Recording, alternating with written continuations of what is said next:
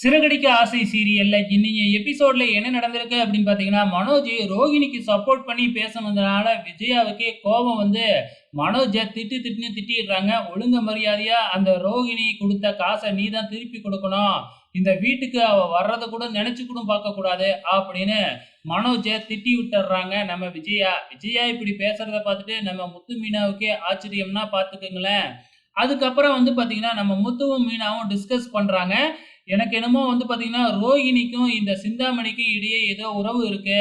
So ரோகிணிக்கு இந்த சிந்தாமணி தான் help பண்ணுதுன்னு நெனைக்கிறேன் அப்படின்னு கரெக்ட்டா நம்ம மீனா யோசிச்சர்றாங்க. ஸோ இதுக்கப்புறம் என்ன செய்யறது? அப்படிங்கிற மாதிரி டிஸ்கஸ் பண்றாங்க. இப்ப சிந்தாமணி மேல கம்ப்ளைண்ட் பண்ணலாம் அப்படின்னு சில வேலைகள்லாம் பார்த்தாங்க இல்லையா? மறுபடியும் மீனா அத கையில எடுத்துர்றாங்க. நேரா சிந்தாமணியோட வீட்டுக்கு தான் போறாங்க. அவங்க மட்டும் தனியா போல, கூடவே நெறைய பேத்த அழைச்சுக்கிட்டே போறாங்க மீனா. இந்த மாதிரி நீங்க இவங்க கிட்டலாம் அநியாயத்துக்கு வட்டி வாங்கிக்கிட்டு, அவங்களோட பத்திரம், கடை பத்திரம், வீட்டு பத்திரம் எதுவுமே தராம, நீங்களே வச்சுக்கிட்டு இருக்கீங்க. மேற்கொண்டு இன்னும் வட்டி கேட்டுக்கிட்டே இருக்கீங்க. ஒழுங்கா அவங்களோட பத்திரத்தெல்லாம் நீங்க குடுக்கல அப்படின்னா, நேரா இந்த கம்ப்ளைண்ட் எல்லாம் எடுத்துக்கிட்டு கமிஷனர் ஆபீஸ் முன்னாடி போய் நின்னு போராட்டம் பண்ணுவோம். அதுக்கப்புறம் என்ன நீ கம்பி தான் எண்ணணும் அப்படிங்கிற மாதிரி மீனா மிரட்டுறாங்க.